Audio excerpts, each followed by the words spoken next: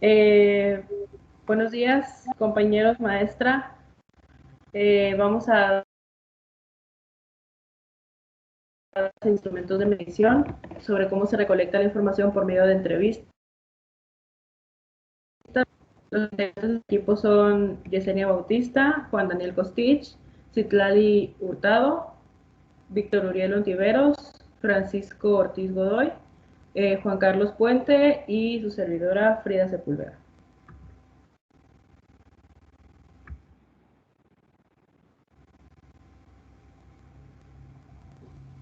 Bueno, para empezar tenemos que hablar primero sobre qué es una entrevista.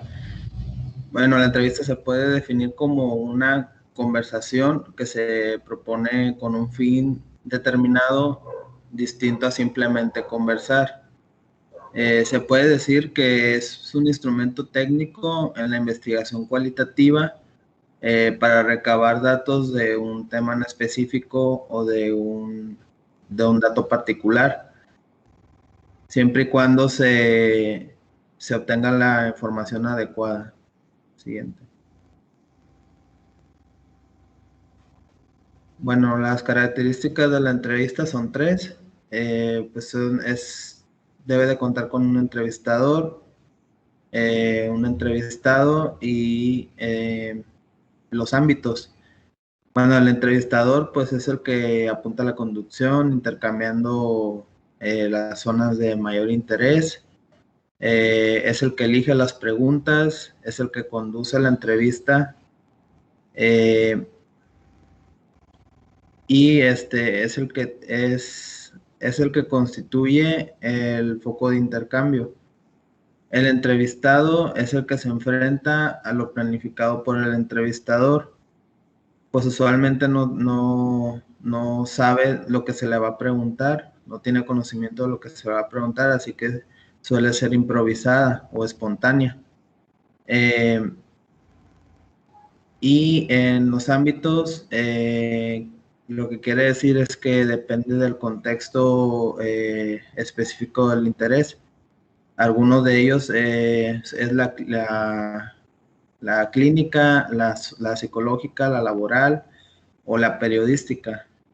La clínica pues se basa en lo que es el ámbito médico o medicinal, lo que viene siendo como una consulta médica que tiene de fin llegar a un diagnóstico clínico.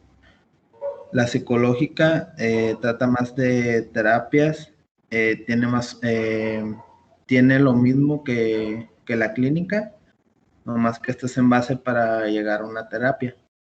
En lo laboral se refiere más a cuando es una entrevista de trabajo, y la periodística son para se hace una entrevista con alguien interesado o que sabe de algún tema en específico para poder eh, recabar la información necesaria.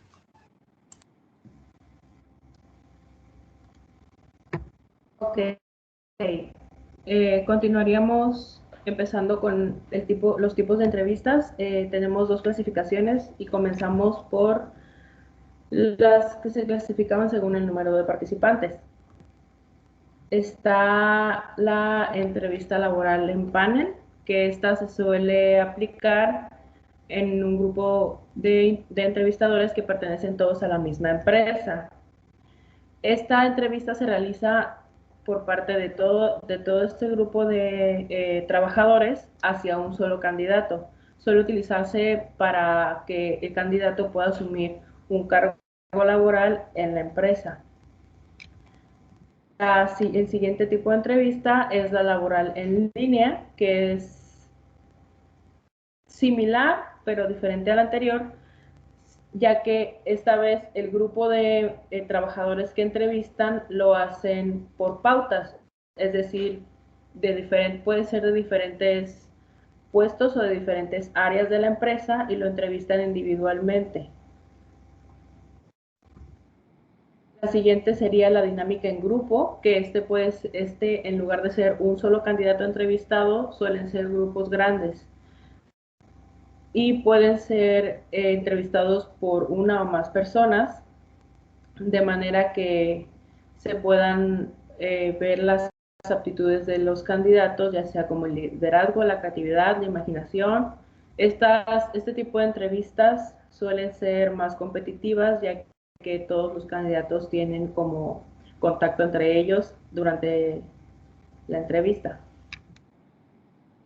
Lo usamos a los tipos de entrevistas que van en función a la estructura y formato que cada una tiene, empezando por la entrevista estructurada, que suele ser una entrevista que está muy bien planeada. Toda la secuencia de preguntas, la conversación, los temas a tratar, no se deja un espacio para que el entrevistador pueda improvisar. Todo está completamente planeado para poder hacer así un poco más ágil y menos pesada la entrevista. Se suele utilizar para procesos de selección masivos. Esto quiere decir que cuando hay demasiados candidatos no tienes el tiempo de estar conociendo a cada uno de ellos ni las aptitudes que tienen, así que generalizan el perfil del candidato y comienzan a hacer la entrevista planeada para ver quiénes llenan mejor ese perfil. Luego continuamos con la entrevista libre. En la entrevista libre, el reclutador suele tener muy claros sus objetivos de la que necesita obtener en esa entrevista y las aptitudes que requieren en el candidato. No se sigue ningún guión, suelen improvisar bastante, suele ser como una charla tranquila entre el entrevistador y el entrevistado. Y esta entrevista se utiliza más cuando tienes el tiempo de conocer mejor a la persona, de conocer sus aptitudes y cómo reacciona a ciertas conductas y a ciertas situaciones para así estar seguro de que esta persona cumple con el perfil que necesitan. Después tenemos la mixta o semiestructurada. Esta suele ser una mezcla entre la estructurada y la libre, donde se usa una realización de preguntas abiertas al candidato, donde él tiene la opción de explayarse y exponer sus aptitudes, y también suelen hacer cuestiones para como más planeadas para que se sepa si el candidato cumple con lo necesario. Y por último tenemos la entrevista vía email o sitio web. Este tipo de entrevista es la que consideramos que puede aplicarse muy bien al tema de investigación, ya que estas entrevistas suelen ser las famosas encuestas. Lo que te permite este tipo de encuestas es que tú tengas la capacidad de llegar a mucha más gente, no importa si estas no son de tu misma localidad, si no son incluso de tu mismo país, y de esta manera tienes una recolección de información masiva que te permite también por medio del internet, por medio de la tecnología, que tú puedas organizar esta información de manera más rápida y sencilla. Por ejemplo, en un tema de investigación, si tú quieres hacer una encuesta social sobre cómo es la vida escolar, por decir algo, en otro país, tú haces tu encuesta, la compartes en algún foro, en algún grupo, para que las personas puedan contestar esta encuesta y por medio de las respuestas se van agrupando. Y así es como tú puedes concentrar la información y tenerla más fácil.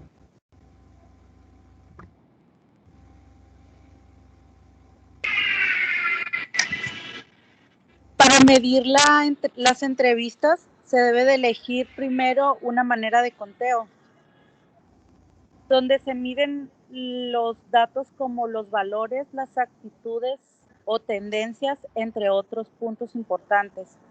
Y la frecuencia en la que aparecen en la entrevista es la forma de medir la importancia en sus unidades de registro. Para medirlas ya existen escalas y tablas según su criterio de investigación.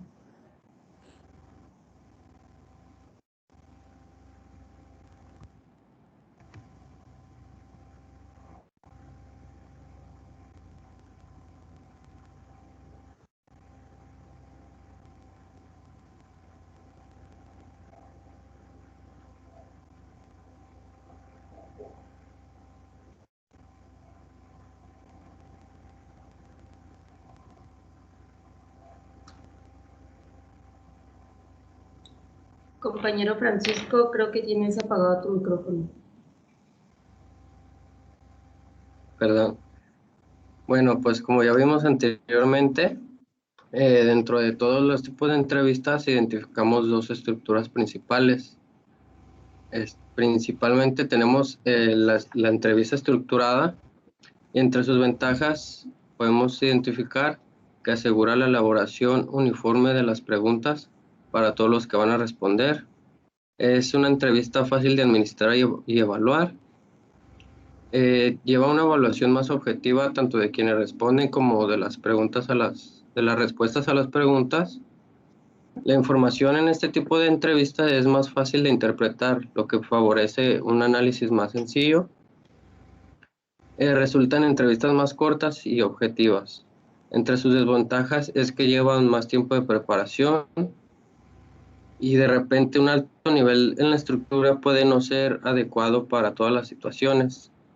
Reduce el responder de forma espontánea, así como poder indagar en temas espontáneos que surjan durante la entrevista. También reduce la posibilidad de profundizar, bueno, como ya mencioné, en temas que surjan. Después tenemos la entrevista no estructurada o libre. Entre sus ventajas, pues el entrevistador tiene mayor flexibilidad al realizar las preguntas adecuadas a quien responde. El entrevistador puede explotar áreas que surgen espontáneamente durante la entrevista.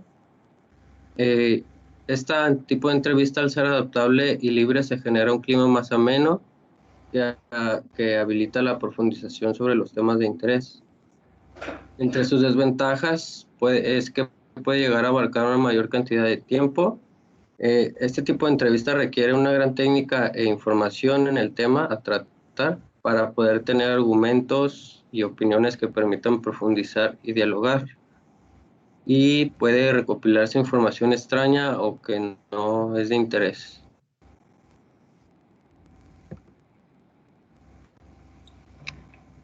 Bueno, ahora hablaremos de la escala de Likert. ¿Qué es la escala de Likert? Es un método de medición utilizado por los investigadores con el objetivo de conocer la opinión y la actitud de las personas. Siguiente. La escala de Likert asume que la fuerza e intensidad de la experiencia es lineal, por lo tanto va en totalmente desacuerdo a totalmente de acuerdo. Las respuestas pueden ser ofrecidas por diferentes niveles de medición, entre ellos pueden ser 5, 7 y 9 elementos previamente configurados y siempre deben de tener un elemento que sea neutral, todo esto por aquellas personas que nunca están pues en de acuerdo o desacuerdo y su decisión siempre es indecisa. ¿Para qué nos sirve? Para disponer de elementos estadísticos que nos ayuden en la toma de decisiones, para conocer el desempeño de las áreas de relación con la gestión del cliente y para saber qué tan satisfechos están los clientes con la empresa. Su uso. Este tipo de escala es utilizada para la comprensión de opiniones y actitudes de una persona hacia algún tema político, académico o de algún producto. Esta nos sirve principalmente para la medición y conocer la escala de agrado o conformidad de una persona para algún tipo de tema. Siguiente. Existen dos tipos de escala Likert. Uno es unipolar. Esta se basa en la presencia de una sola identidad. Y con este tipo de escala unipolar se permite tener más precisión. Y la otra es la bipolar, que a diferencia de la primera, se basa en la presencia de dos entidades. Siguiente.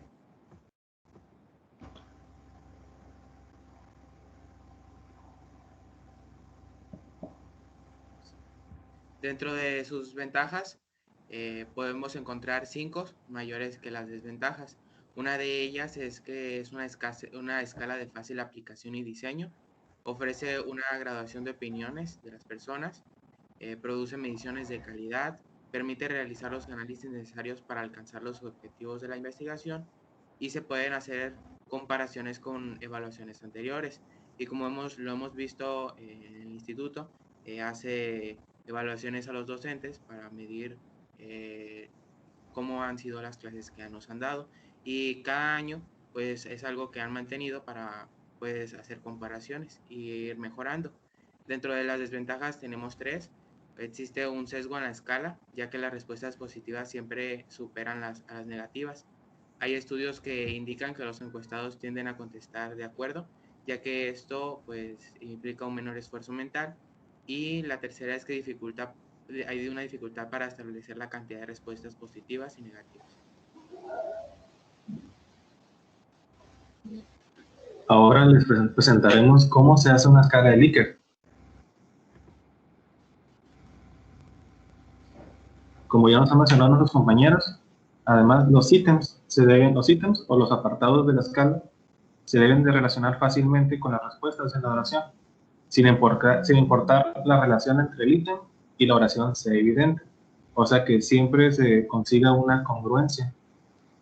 Los ítems deben tener siempre dos posturas extremas, así como nos mencionan nuestros compañeros, así como un ítem intermedio que sirva de graduación entre los extremos. Y también es muy importante mencionar que a pesar que la escala de Likert más común sea la de 5, también puede haber de 7 y de 9 para tener una mejor veracidad a la hora de recolectar los datos.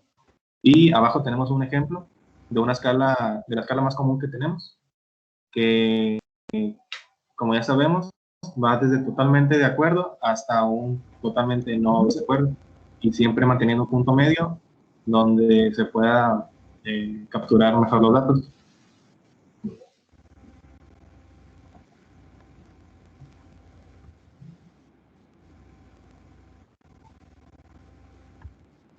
Y eso sería todo de nuestra parte.